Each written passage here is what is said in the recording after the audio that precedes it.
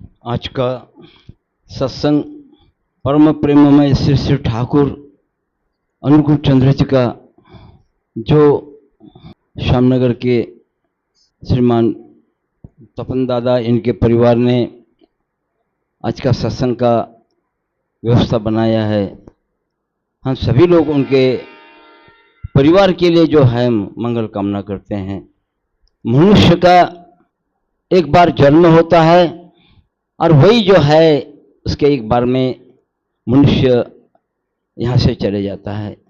हम जीवन में बहुत कुछ दुख भी पाते हैं, सुख भी पाते हैं, लेकिन हमारा उद्देश्य हमेशा यही रहना चाहिए। दो चीज है, एक आत्म प्रतिष्ठा और एक इष्ट प्रतिष्ठा। हम लोगों ने जीवन में जो भी खोया पाया, भविष्य भूत ये दोनों भी वर्तमान छोड़ के हम वर्तमान में जब प्रभु जी से उनका जो सतनाम पाया है और उनका जो हमारे साथ में हमारा खुद का तो कल्याण तो हुआ है, साथों साथ में परिवार में लड़का बच्चा भाई बहन इनका सभी का जो है हम लोग जो ईश्वर प्रतिष्ठा करके उनको भी अपने परिवार में उनको इष्ट प्रतिष्ठा के साथ में कि हम लोगों ने जाजन करके उनको समझा बुझा के माता पिताजी जो है अपने उनको भी परिवार को संयुक्त तैयार किया और ठाकुर जी का सतनाम दिया।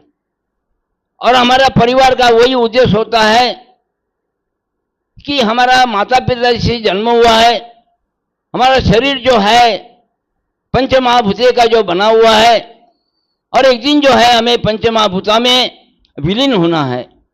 लेकिन जब तक हमारा जीवन है तब तक उषा निशा मंत्र साधन चला फिरा, जब जता समय इष्ट निर्देश मुक्त कर ले तब प्रभु जी का आदेश पालन करके अपने जीवन में चलना चाहिए।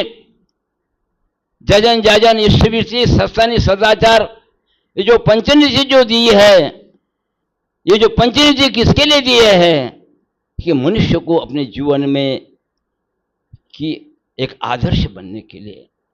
और वही जो आदर्श शिक्षा होती है हमारे परिवार में जब मिलती है और एक एक परिवार में जो हमारा जो परिवार जो तैयार होता है और वो जो परिवार तैयार होने के बाद में जो पड़ोस वाले देखते हैं कि इनके अंदर में जो आत्मोन्नति कैसी हुई है। आत्मोन्नति जो होने के लिए मनुष्य को सदगुरु का आदेश पालन करके उनको जीवन में वहन करके चलना पड़ता है। और जब जो है ना उनका जो ज्योति जो होती है हमारे अंदर में प्रकट जब होती है, सदगुरु पाए भेद बताए, कोयले का आग जले कोयले का मैल जले, उसी अंगार जले अंगार लगे, सदगुरु पाए भेद बताए।